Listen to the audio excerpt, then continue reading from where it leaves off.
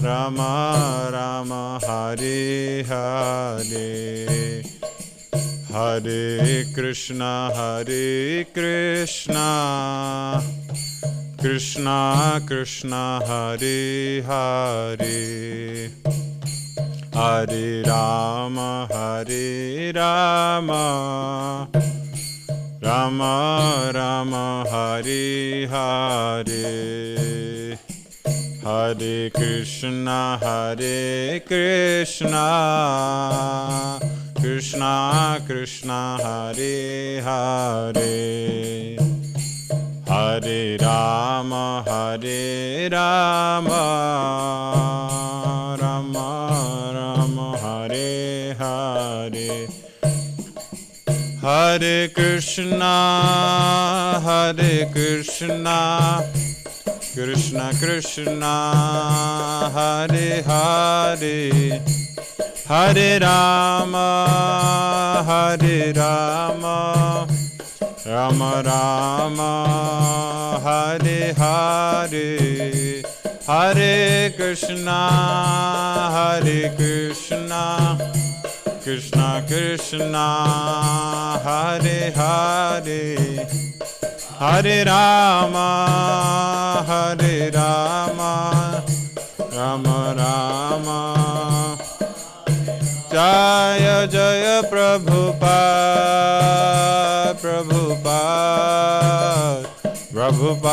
Jaya Jaya Prabhupada Jaya Jaya Prabhupada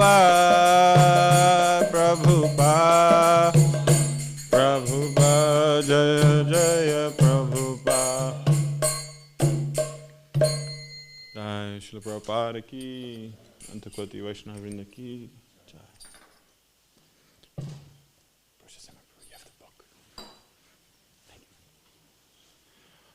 Om Namo Bhagavate Vasudevaya Om Namo Bhagavate Vasudevaya Om Namo Bhagavate Vasudevaya. Reading from Srimad Bhagavatam, Canto 4, Chapter 7, Text 52.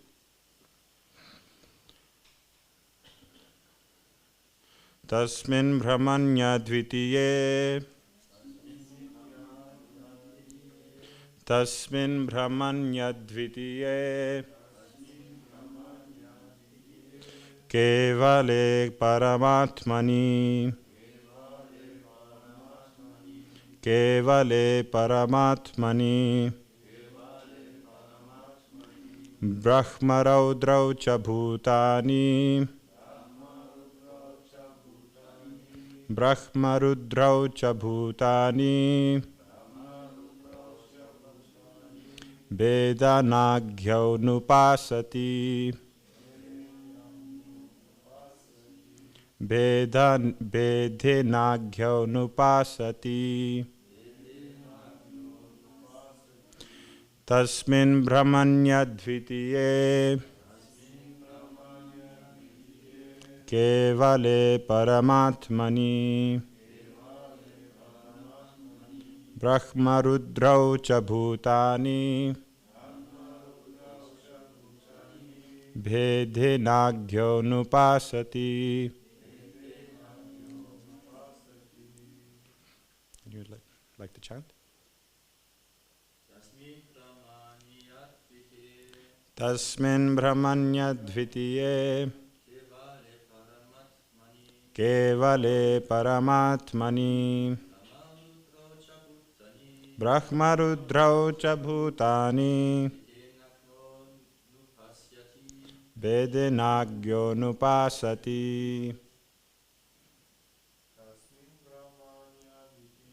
Tasmin Brahmanya Dvitiye Kevale Paramatmani Brahmarudrau cha bhutani Vedanagyau nupasati. Mataji?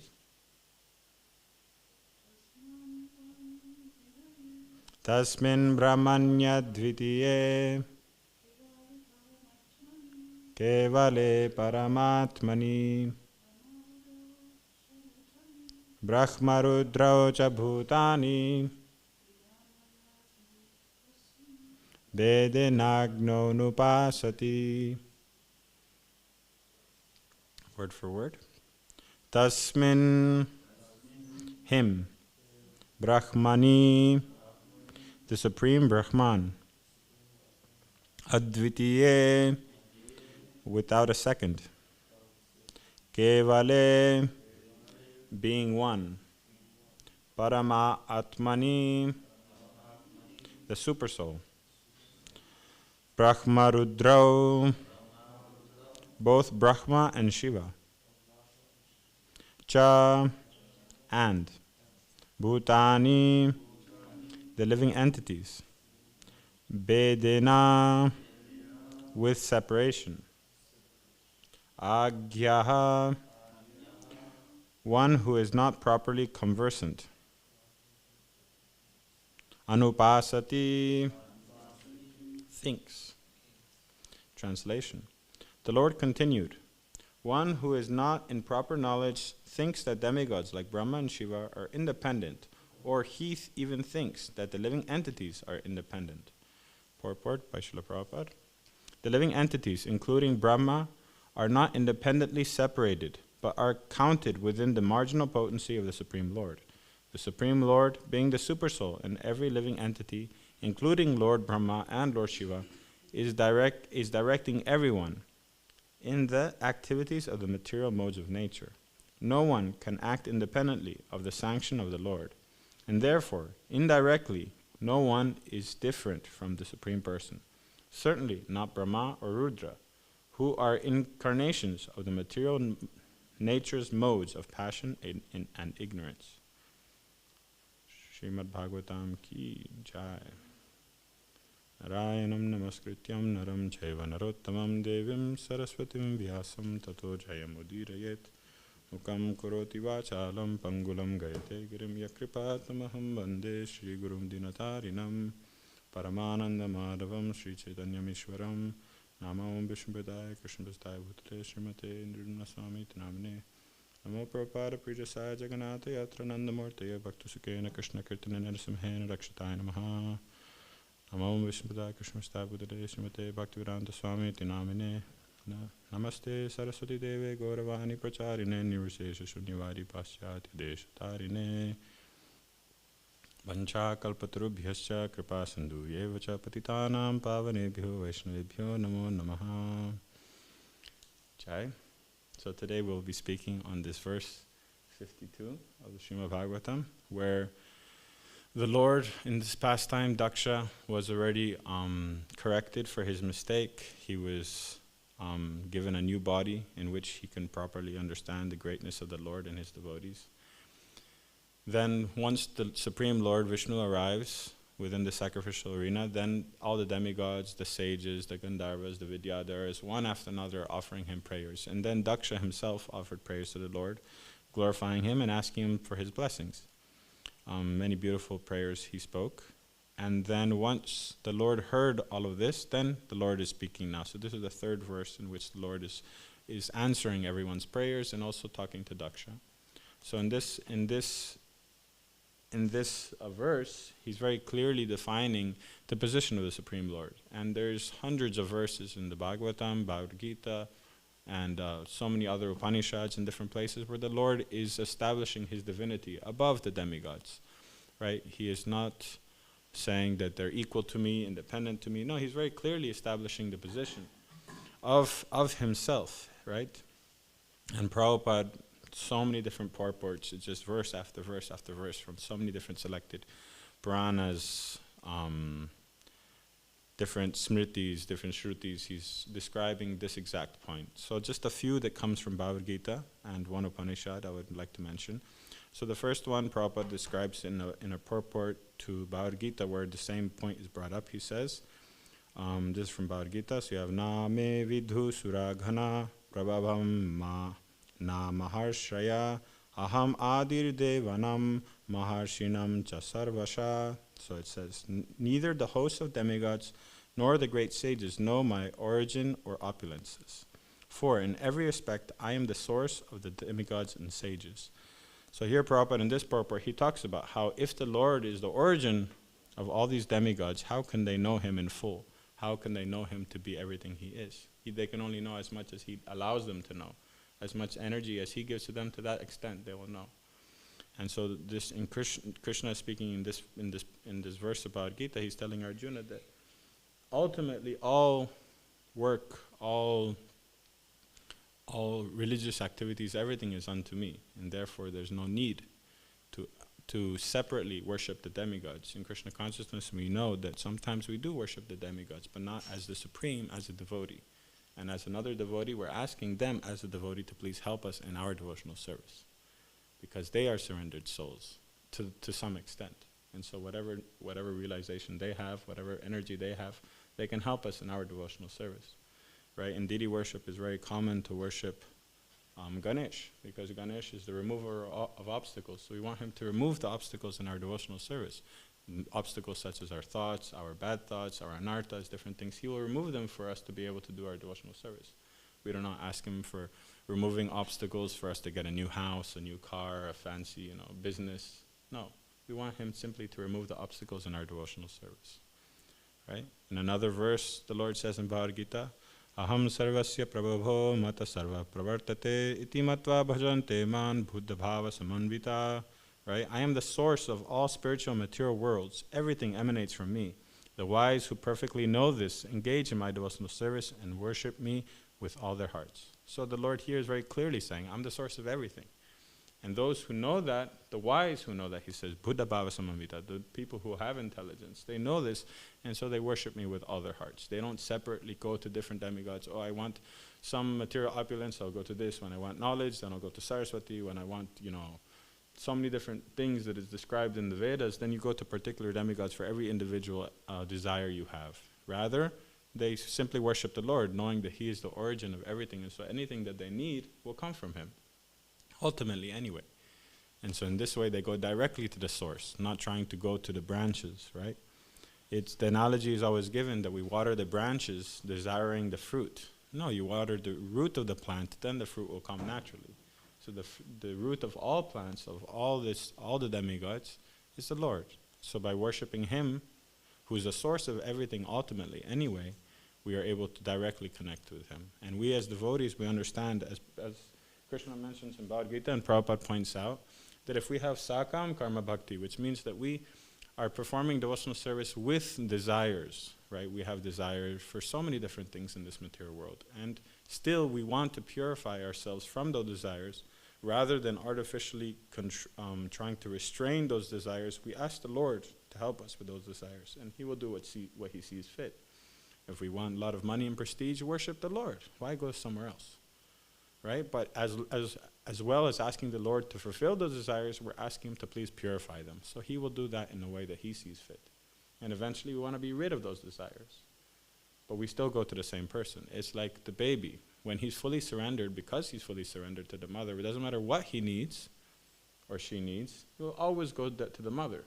Whether that's, eating, playing, crying, sad, happy, will always go to her parents, because that's what she knows, that she will get the same relief. So if she just wants love and attention, she will go to the mother. If she wants to complain about something, she will go to the mother. Everything the same. So we have to create that kind of relationship with the Lord, that we're fully surrendered and understand that he is our only source of anything that we need. And therefore, we can fully surrender unto him. And he will do what he sees fit. He'll purify those anarthas and desires we have. Right?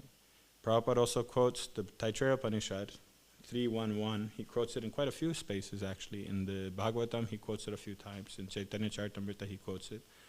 So it's Yato va imani bhutani jhayante yena jhatani jivanti yat prayantya visham vishanti tad vijigyasasva tad brahmeti. So this verse is very to the point. It's very far out. Upanishads are always very straight to the point. So it says the supreme, right?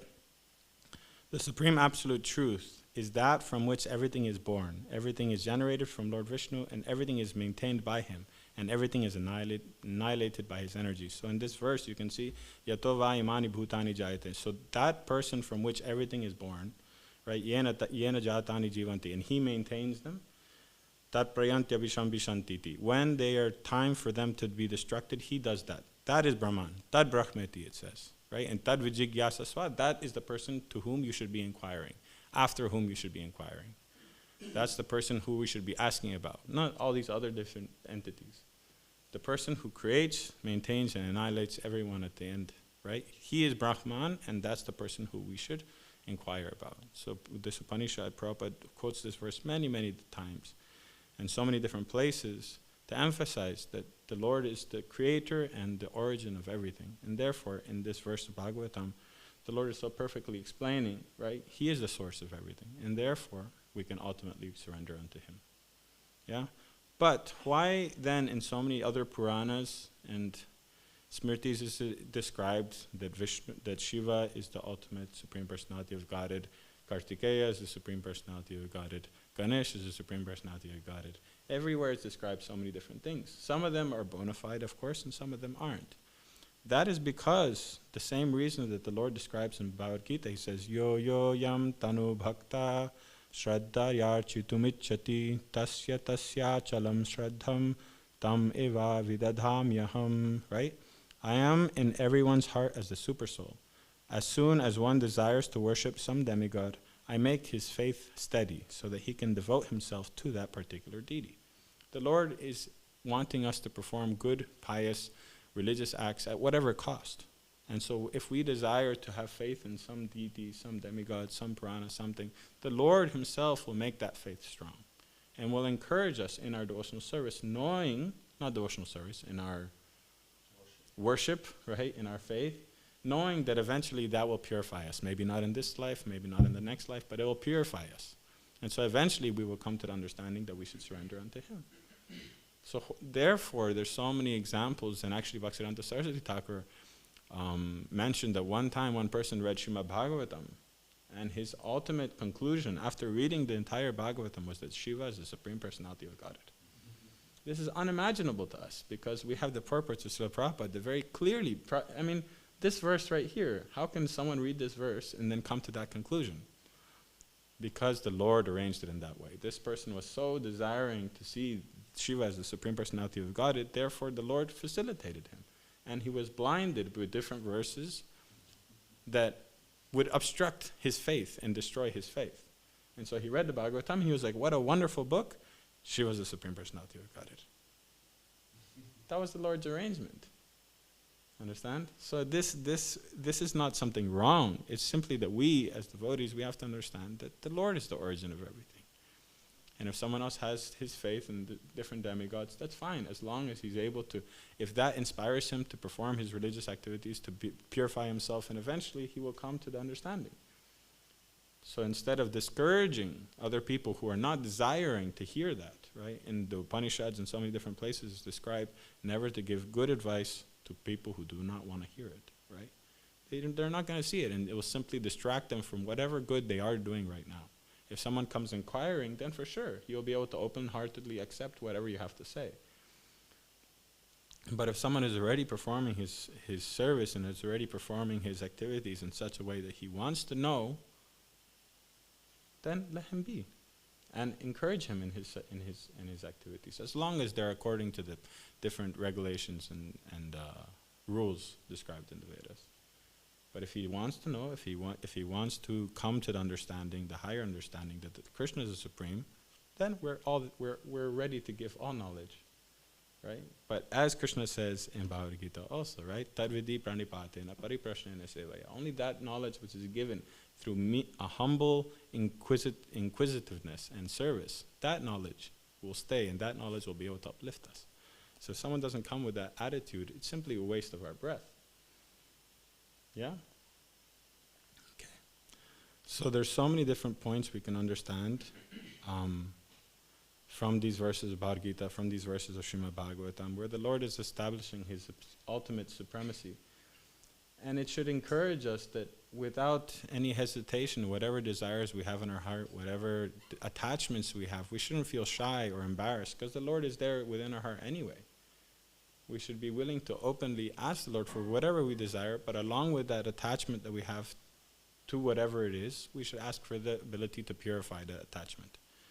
Right? There was one person who was very addicted to drinking very fancy different types of wine. And he came to Srila Prabhupada and said, Prabhupada, what should I do? I have this attachment, I can't give it up. So Prabhupada said, you should offer what is good within the wine to the Lord.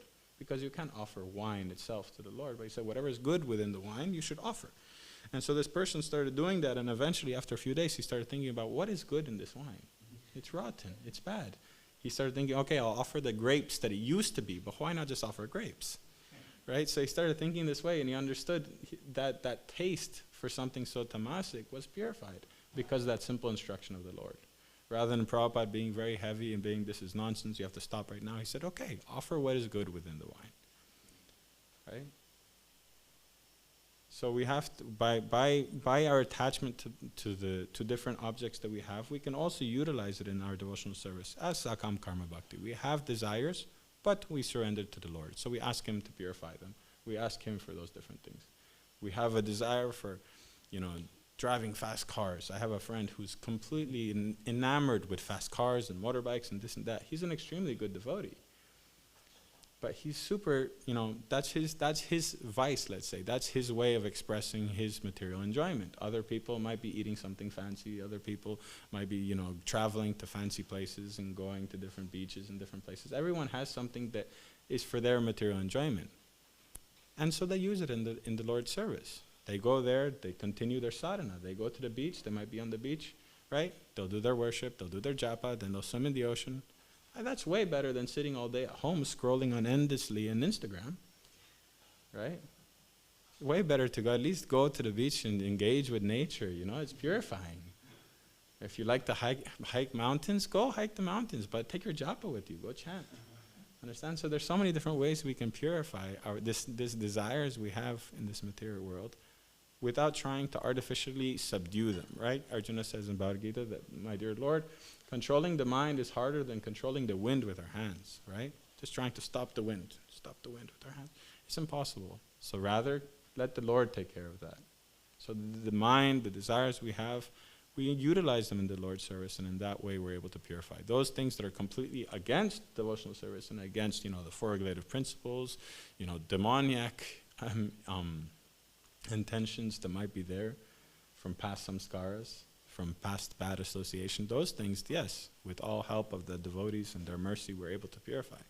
But if there's some subtle things that we need for us to continue in our devotional service, we should try and engage them in the Lord's service. And there's no need, as here we say, to go to other demigods for the purification of those anarthas. Go to the Lord directly, just like a child goes to the mother, whether it's a dirty diaper or he wants to eat, right? He goes to the mother.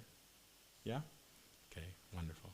So today is also the disappearance day of Srila Sharanga Thakur. Sharanga Thakur is one great devotee of the Lord, but he's not so well known. There's so many devotees of the Lord who are not so well known. Their activities are not so well known. So I thought I would speak a few minutes on him, who he was. But first, we would like to speak a little bit about Navadvip Dhams, because Sharanga Thakur was living in Madhudruma Dweep. Right? For those of us who've done Navadi Mandal Parikram, we know that there's nine islands in Navadvip. That's why it's called Navadvip. And those 9 islands correspond with the 9 processes of devotional service, right? We have Shravanam, Kirtanam, Vishnu Smaranam, Padasevanam, Archanam, Vandanam, Dasyam, Atmanivedanam, right? So, Sakyam, Atmanivedanam, sorry. So first we have Simanta Dweep. So Simanta Dweep is the place a little bit northeast of Mayapur Dham. There's the famous Jagannath temple. The Jagannath Mandir is there for those of us who've been there. That's Simanta Dweep. Simanta Dweep is called Simanta Dweep because that's where Parvati Devi went and did austerities. Because once she heard, one day she saw Lord Shiva dancing crazily, like absolutely insane. And he was singing Gauranga, Gauranga, Gauranga, Gauranga. And Parvati Devi until that time never heard that name and never saw her husband dancing in such a way that was so intense, full of ecstatic bliss. So she asked Lord Shiva, who is this person you're chanting, and who is he going to be, and how are you feeling so much ecstasy? And so Lord Shiva explained that this Lord will be born in Navadvip, and he will have a golden complexion. He will distribute freely love of God. And so Parvati Devi wanted to see that Lord, and wanted to experience that same joy that Lord Shiva was having. And so Shiva said, go and perform austerities and worship him, and he will manifest himself. And so Parvati Devi, she went, she opened her beautiful braids and her bun that she had, and she was performing austerities there for a long time until Lord Gauranga appeared to her and put again her sindoor. So simanta is the part between the hair. In India, it's very common, the simanta nayanam, right? There's that sacrifice, that samskara. So he put again the sindoor. And so that's called Simanta Dvip, where Mahaprabhu applied sindoor on Parvati Devi, Simanta Dvip. So that place is the place of hearing, right? Hearing means Shravana. Then the next one, Godruma Dvip, is chanting. Godruma Dvip is the place where there's many different pastimes, but specifically Lord Shiva appeared there as Hari and Hara. Harihara Kshetra is in that place. So the Lord Shiva is eternally there chanting the names of the Lord. And from that spot, anyone who passes away anywhere in the vicinity of Navadvip, Lord Shiva will go to them and chant in their ear the name of the Lord at the time of death. So this is Godruma Dvip, chanting. Lord Shiva is eternally chanting in that place. Then Madhya Dvip is remembering. There's many different pastimes that happen in Madhya Dvip, remembering the Lord. Kola Dvip is in Navadvip city right now, where Navadvip is. Kola Dvip is called Kola Dvip because Kola is another name of a boar. So there's one devotee, forgot his name, he desired to see the Lord in his form as a boar, as Raha. So Chaitanya Mahaprabhu showed his form as Kola, as that Raha deity in that place. That's serving the lotus feet of the Lord, that's Kola Dvip. Ritu Dvip is worshipping the Lord. Janu Dvip is praying. Janu Muni, as we all know, that Ganga Devi sometimes is called Janavi, because she emanated from Janu Muni. At the time when Ganga Devi came to Navadvip, she was so full of ecstatic love, knowing that Gauranga Mahaprabhu would be born, that she spread and started flooding entire Navadvip because she wanted to touch every particle of dust where Mahaprabhu was going to perform his pastime. But Janu Muni was performing his austerities, and he understood, Ganga Devi's immense devotion, but she's doing something wrong. So many living entities will pass away, etc., etc. So he drank entire Ganga Devi. And Bharat Maharaj, he was going with his chariot ahead, and he looked around, and Ganga Devi's not there. So he went to Janu Muni, and he said, my dear Janu Muni, have you seen Ganga Devi? And he said, yes, she was flooding everywhere, so I drank her so she would be a little bit more controlled. And so Bharat Maharaj prayed to Janu Muni for a long time again. And from his knee, Jhanu is another name for knee, from his knee, Jhanu, then Ganga Devi emanated. That's why she's called Jahnavi, from the knee of Janu Muni, right? So Janu Dvip is the place of praying. Janu Muni was there praying for millions of yugas. He was there praying unto Gauranga Mahaprabhu. Then Modadruma Dvip is the place of being a servant. There's a place in Modadruma Dvip where Hanuman actually resides eternally, but Modadruma Dvip is most famous for two places. Mamgachi is this place where there's beautiful trees where Mahaprabhu did perform his pastimes, and the birthplace of Srila Vrindavan Das Thakur. Mamgachi is also the place where Shranga Thakur used to perform his service, and Vasudev Dutt. Vasudev Dutt was a devotee who asked the Lord to please give all the sins of everyone in the universe upon himself so they could all go back to Godhead. Right, very famous pastime. And last we have Rudradvip, right, being a friend. So those are the 9 processes of devotional service. They coordinate with the 9 islands of Navadvip. And if we go Navadvip in the Parikram, you'll see all those 9 islands and hear so many pastimes. So hopefully everyone will get a chance to go at some point. But so Modadruma Dvip was the place where Shranga Thakur used to perform his service. Shranga Thakur, or sometimes known as Shranga Murari Thakur, right? He used to reside in Modadruma Dvip in a place called Mamgachi. Mamgachi is most well known because one day Mahaprabhu was there performing his intense Sankirtan pastimes. This is before he took sannyas. And there was this bokul tree. Bokul tree is usually small. They don't grow such sizes, but they're quite small. And they give these small little flowers. So this bokul tree was dying. It was getting old and frail. And Mahaprabhu said, why is this bokul tree dying? And what can we do to save it? And so Sranga Thakur said, Mahaprabhu, you know it's all your mercy. Whatever you desire will happen. And so in this intense feeling of Sankirtan, he wanted to deliver this bokul tree and take him back to Godhead. So he hugged the bokul tree. But instead of the bokul tree going back to Godhead, the bokul tree became immense in size. Until this day, he's there, this bokul tree. So whenever we go at Navadvipmandal Parikram, you'll see thousands of devotees hugging this bokul tree to get the mercy of Mahaprabhu. This happened in the courtyard of Sranga Thakur's house, right? Sranga Thakur is also very famous because he was so determined to focus on serving the Lord as it is for that island that he didn't want anything to hinder. He didn't want anyone to worship him. He didn't want anyone to come and disturb him. He was so focused on his service. Sometimes he would go for days into the forest, into the Ganga, and perform his remembrance of the Lord, his japa alone. But Mahaprabhu was very insistent that you have to take the disciples. You have to take other people back to Godhead. And he would keep saying, no, Mahaprabhu, I don't want to. They're going to disturb me. They're going to get in the way of my devotional service. And so one day Mahaprabhu said, is my order. So Sranga Thakur said, okay, tomorrow the first person I see, I will initiate. So he went into the Ganga that day, and he was in the morning, he was doing his snana, but it's Sandhya Vandana, right? Chanting. And something touched him, a body touched him on his thigh. So he turned around and he said, stand up and chant the name of the Lord. It was a dead body. He didn't know. The body stood up immediately, started chanting the name of the Lord. There was a boy, a small boy. In those times, the practice was, and also according to the Vedas, that when a young boy dies because of disease or whatever happened to be, in this case it was a snake bite, there's no need to burn the body because the child has no attachment to the body. Right? The body is burnt for grihastas, vanaprastas, those people who are attached to the body so that they can let go. But because children have no attachment to the body, there's no need to. It's done sometimes, but it wasn't any need to. So this boy was bitten by a snake and passed away, so the parents, they put him into Ganga. And he was floating down, and he touched Sranga Thakur, and Sranga Thakur initiated him, and he came back to life.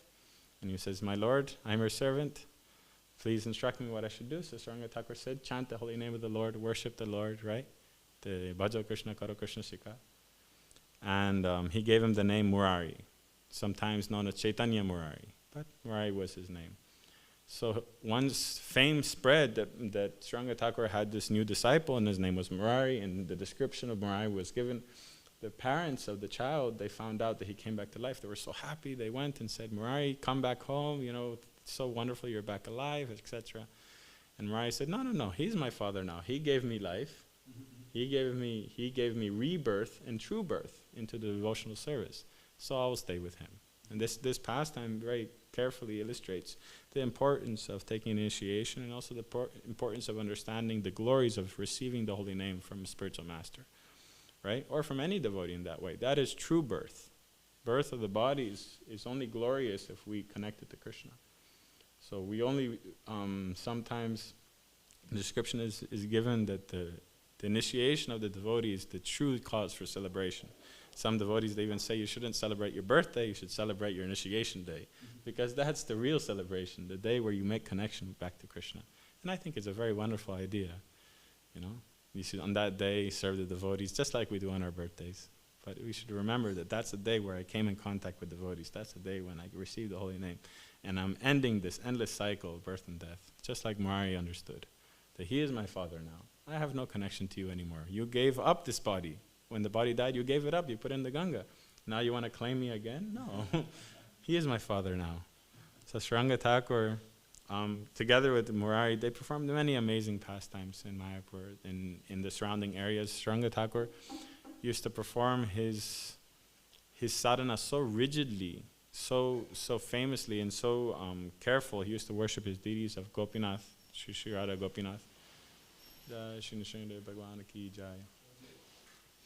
And he used to go cross the Ganga. He would perform his full puja and everything. Then he would swim across the Ganga and join Mahaprabhu in Antardweep, where he used to perform his Sankirtan.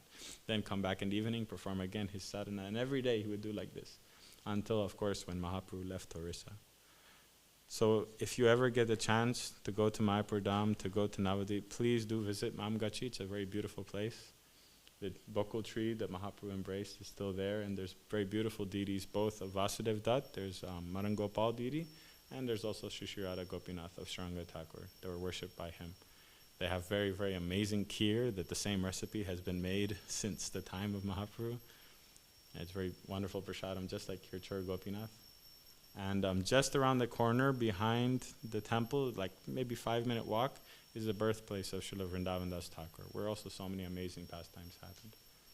So I hope on this day you have some impetus to hear more about the different pastimes of the Lord's devotees.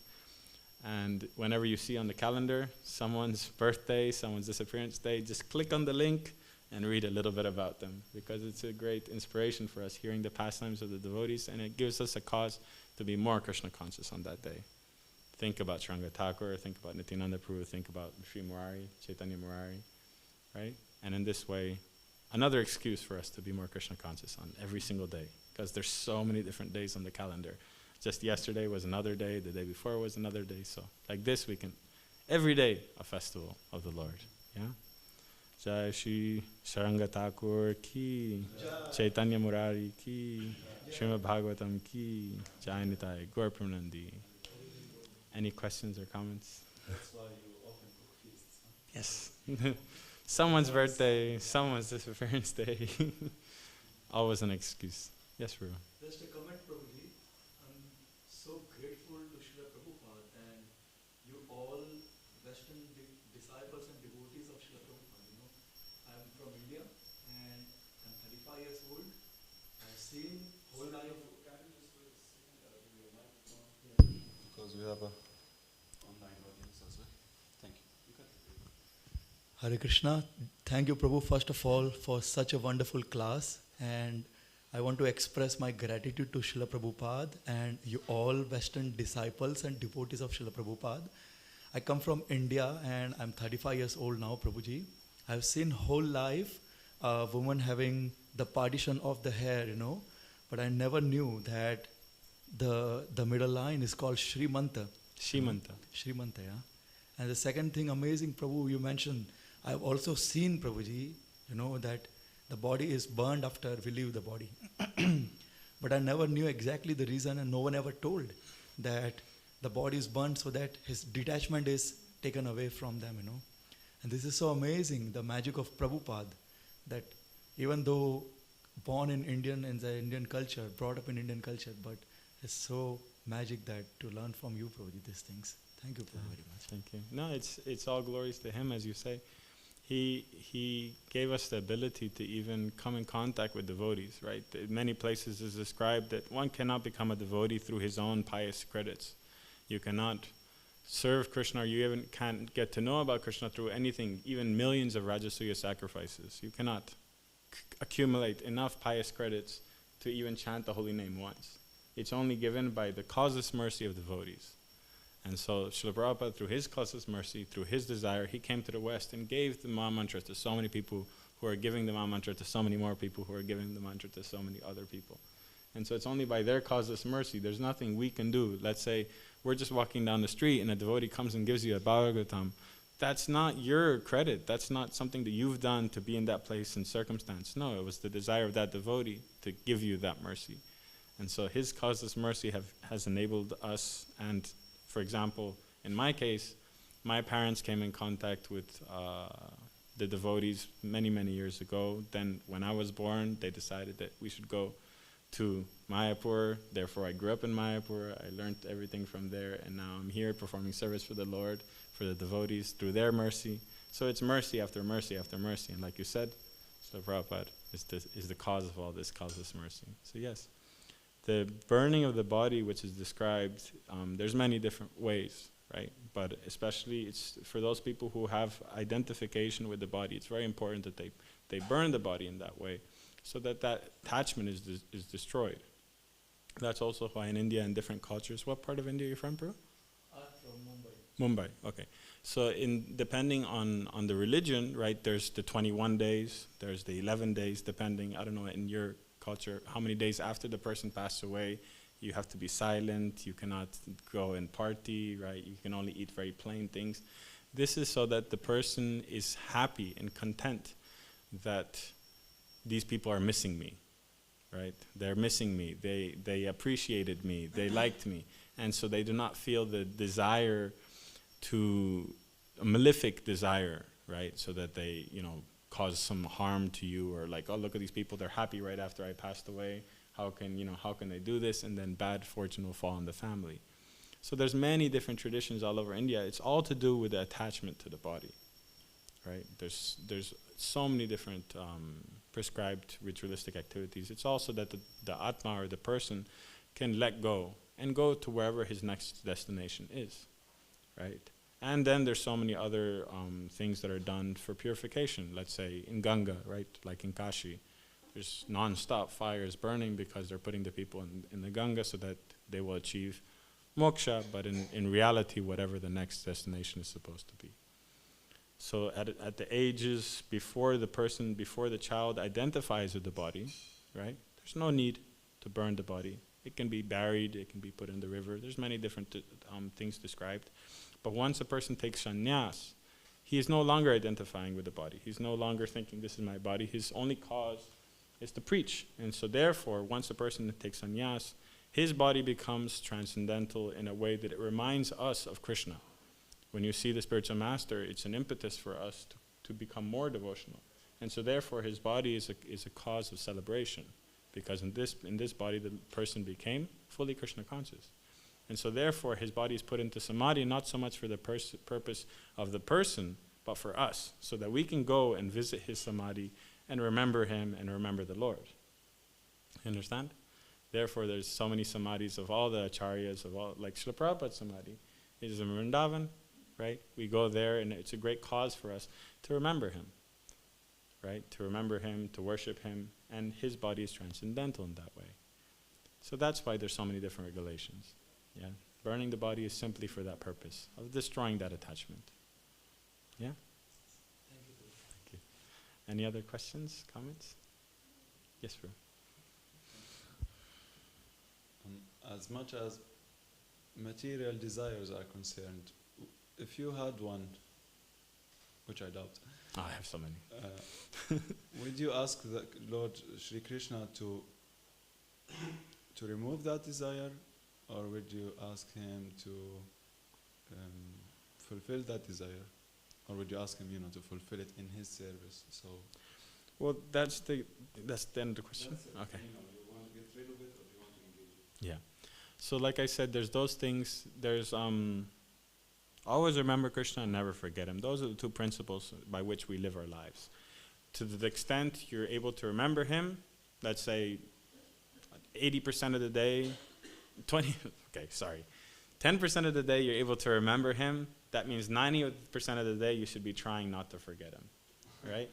So if you're not doing the positive, you should be doing the negative. And the more you're doing the negative, then the less you'll be doing the positive, right? So both ways, either you're trying to remember him, or you're at least trying never to forget him. And then slowly you'll be remembering him more and not remembering him less, right? So there's certain things that we do in our devotional service that are 100% Krishna conscious. Let's say Mangalarti, chanting japa, reading Srimad Bhagavatam, hearing Srimad Bhagavatam, eating prasadam, serving tulasi, right? There's those 5 activities that are 100% Krishna conscious. And so that's always remembering him. But the rest of the day, we still need to fill it up somehow. So how do we fill it up?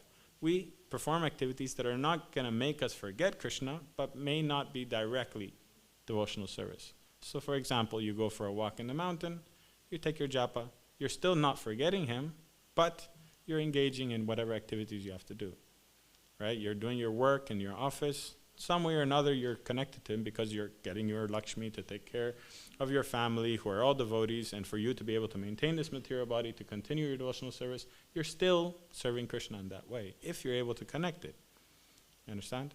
So within the day, there's so many activities that we might need to perform either for our sustenance or for our enjoyment. And this is this idea of enjoyment, it falls into the same spectrum of taking care of ourselves, right? This artificial restraint of the senses tends to become very dry and makes one very agitated. Just like the sages, right? So many times we hear, this kid did that, sage cursed him. This happened, sage cursed him. And not a small curse. Become a crocodile, become a tree, become a worm, become a pig, Why? Because they're so angry, constantly controlling their senses to such a point where their nerves are on the edge. And so anything happens, it's the straw that broke the camel's back. You know, a tiny little thing, one person makes a tiny little noise, bam, 1,000 years in hell. That's what's going to happen to us.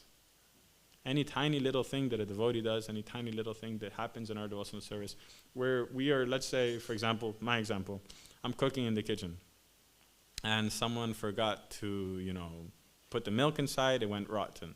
That can destroy my whole day. But why? My whole day of devotional service will be ruined because I'll be, this devotee did this, he's so unconscious, he's so that. Why? Because I'm so on the edge. Understand? So one time Pankajani Prabhu, he told me that material enjoyment or material life, material sense gratification, of course in a pure way, is like salt. You cannot put too much or you won't be able to eat your devotional service, quote unquote, devotional service, Like we won't have any desire for our devotional service because we're doing too much sense gratification. But if you put too little, it becomes tasteless and you don't understand the purpose of it all and you feel very unenthused. So to that extent where you're performing your material enjoyment, at the same time it increases your desire to do your spiritual life. Let's say if you're able to go on a walk and it purifies your mind, it calms you down, that the next day you can wake up from Mangalarti refreshed, that was very helpful for your devotional service. Was it, quote unquote, direct devotional service? No. But if you had to stay and scrub the entire temple, get every tiny little piece of dust out, depending on your mental situation, it might not have been so good. And the next day you'll be sore, right? I did so much service yesterday, I'm not going to go for Mangalarti today. Understand? So the balance is the most important part. So if we have desires that are indirectly, right, they're sense gratification, but they're not, taking drugs, illicit sex, etc., that are breaking the four regulated principles, but are in one way or another a desire that we have. We, for example, I gave the example of someone who's attached to fancy bikes or cars like that. Let them do it. He buys it, he'll drive it to and from the temple, to and from his service, to and from with his family. It's fine. He shouldn't be in complete illusion that, no, this is Yukta Vairagya, I only got it for devotional service. No, you got it because you wanted it. But you're using it in the Lord's service. You go to the mountain because you want to, right? But you're chanting your rounds. You're eating the pizza because you want to. The Lord has no desire for pizza. You're making pizza because you wanted pizza. Be honest with yourself. But we offer it first to the Lord. Understand? So whatever desire we have, we should always go to the Lord, and we shouldn't feel ashamed or in any way kind of hesitating. We ask the Lord. And if He sees it fit, He will facilitate it. If not, He won't. And that surrender to the Lord is the most important thing, because even in our devotional service, there's so many situations that might arise where we endeavor so hard for something, but it didn't turn out the way we wanted, right? And if we are not surrendered, that can be a cause of our downfall. That can be the cause of, forget it, I'm not going to do devotional service anymore, right? But because we're surrendered to the Lord, whatever He desires at the end happens, and we're able to continue on without any attachment. And this connection, my father is a very, very good example, for me at least, because just before COVID, he put hundreds of thousands of dollars into a project, a preaching project, right? It was, he was getting it started, and then COVID hit. And during COVID, he was still doing programs. He made quite a few devotees, but it was supposed to be something that went on. But now, just last year, it wasn't able to maintain. He himself wasn't able to continue it because it was too much stress, and he's quite getting elderly. And so he had to let it go. But there was not a single piece of attachment to him, and I noticed that. It wasn't remorse, so many thousands of dollars from his own money, not, from his own money, used in the Lord's devotional service. But he was very happy. He said, no, it was a great success. Look, there's like 4 or 5 devotees who are now devotees because of that program. Yeah. Half the city know who Krishna is because of that, so many festivals we had, kirtans we had, prasadam we were serving.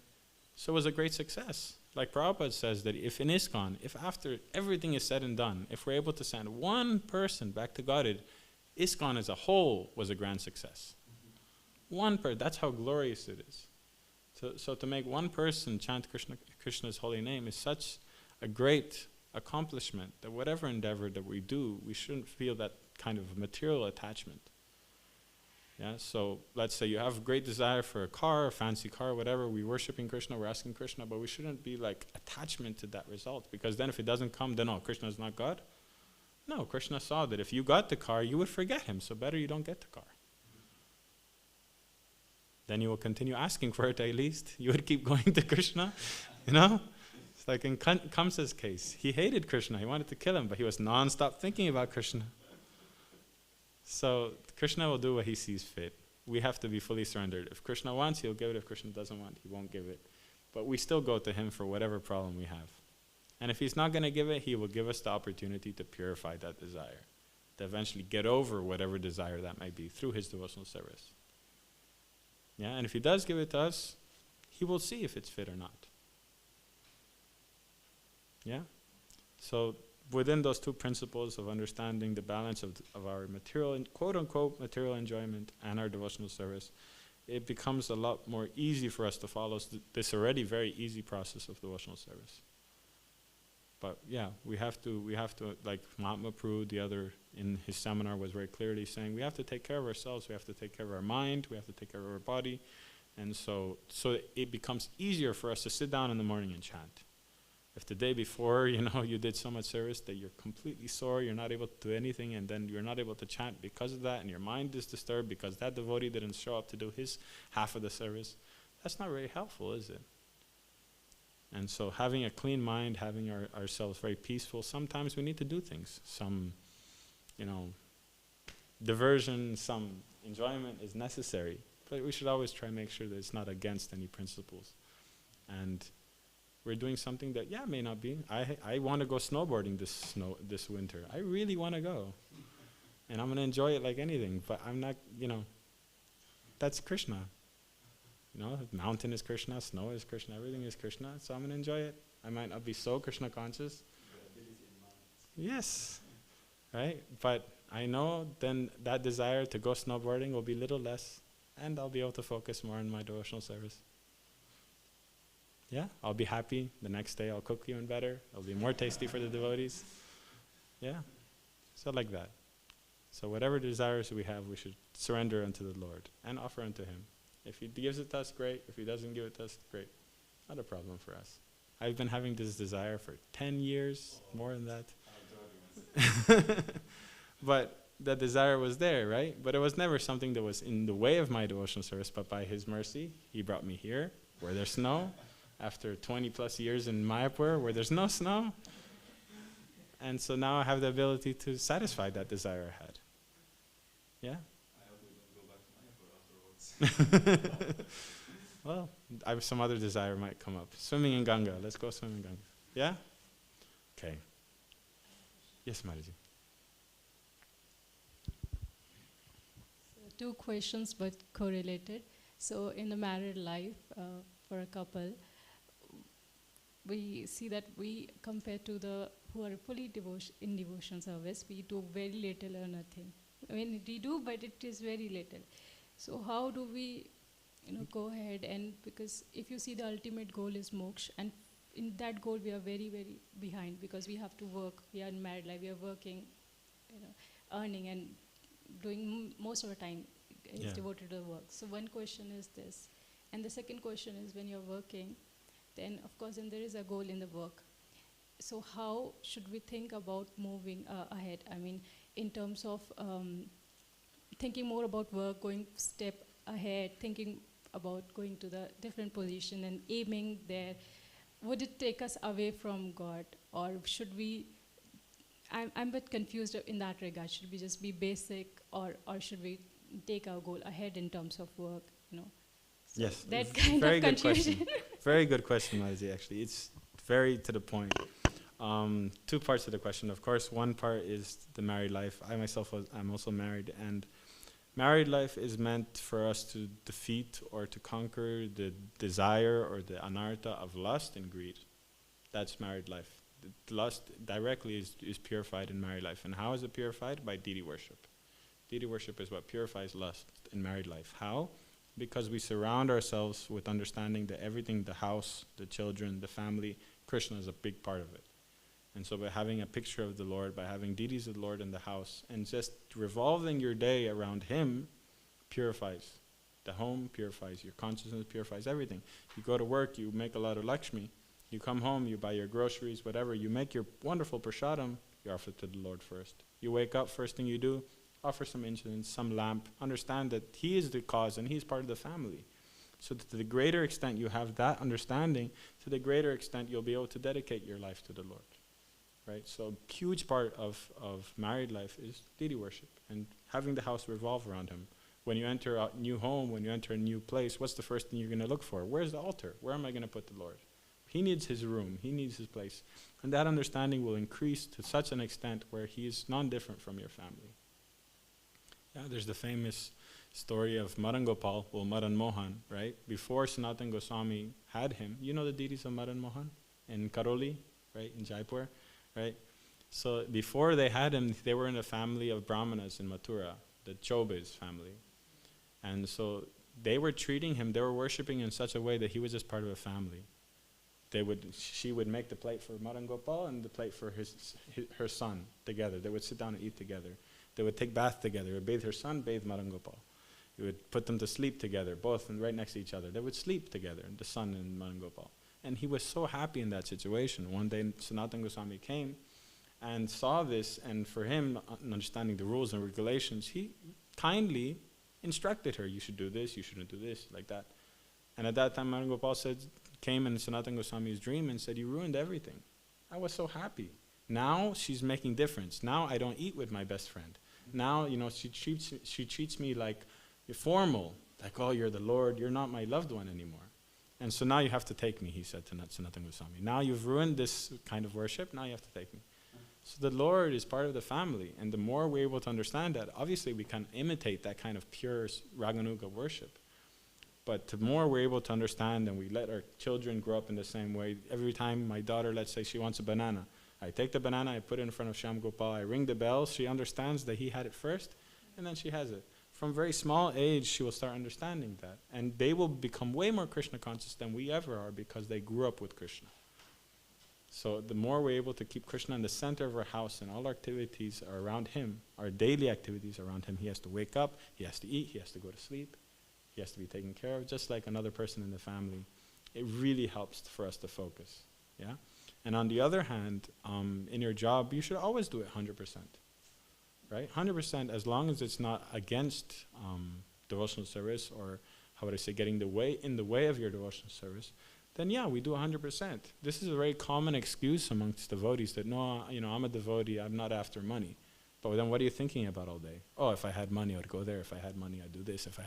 But they're too lazy to go and actually do it, so they say, oh, because I'm a devotee, that's why I don't have money. No, because you're lazy, you don't have money. You could be doing something. You could chant your rounds in the morning and then go do some job. What's the problem? And you would purify that desire for money, right? So no, we should always do things 100%.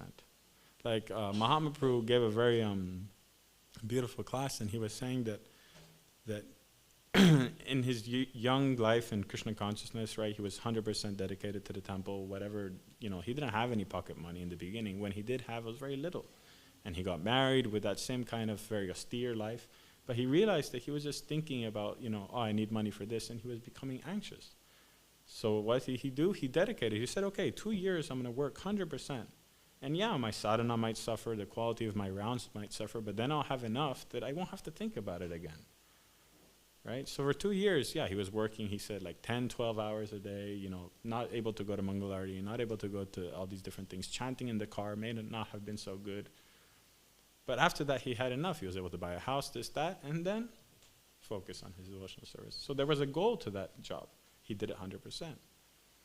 So if that desire for progress in your job and like that will be purified by you offering the results of that job to Krishna. But doing it 100% is a virtue, is something that will help you ultimately in your devotional service. That ability to fully dedicate, to focus, to work hard for something you want, because we have to work hard for what we want, to be 100% Krishna conscious. We can't be lazy in that way.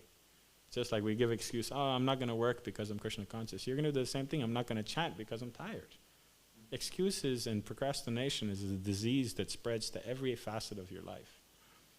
So if you have that drive to go and work hard and do your, progress in your job, get your promotions, get your more Lakshmi, everything.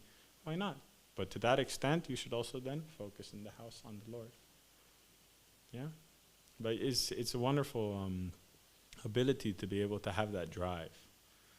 And ultimately, we're going to have that drive in our own devotional service. But by worshiping the Lord, we're going to be able to purify it from Lakshmi or progress or fame or power, whatever that's driving you in your job. You'll be able to then shift that to Krishna consciousness.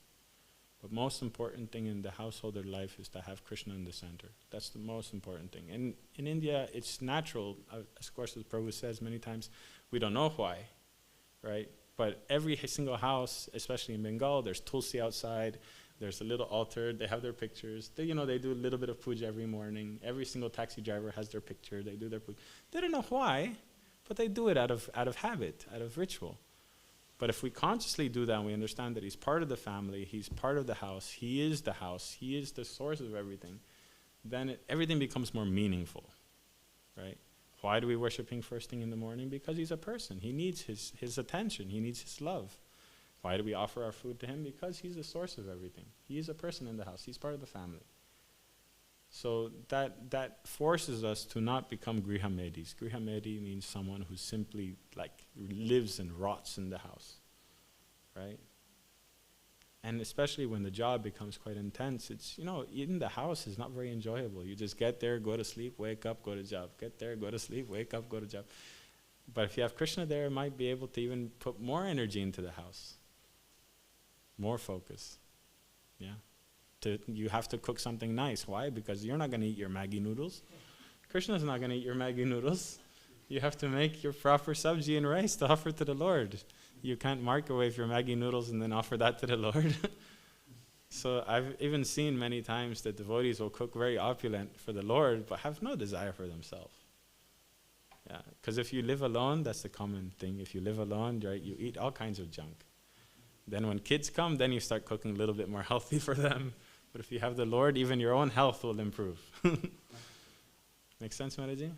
Yeah, but absolutely. The Japanese are very, it's something that we can learn from them, is that they always work for perfection in whatever work. They believe that through their work, they will achieve enlightenment. It's one facet of Buddhism, right? If they're a painter, they will paint with such focus and determination and meditation almost, doing everything ritualistically perfect, that by doing that, they will achieve enlightenment.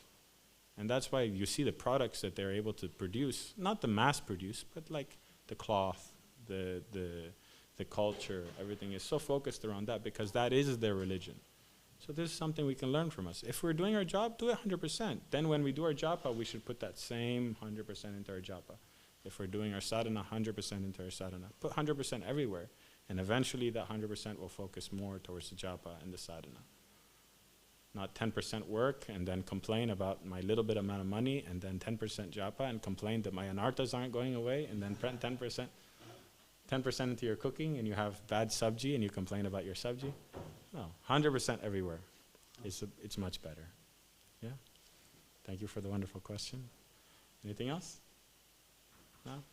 Grantaraj Srimad Bhagavatam ki, Srila Prabhupada ki, Jai Nitai Gaur Premanandi.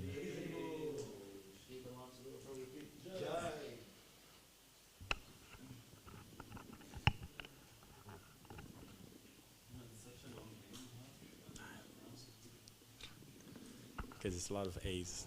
Paramahamsa. It connects all. Yeah.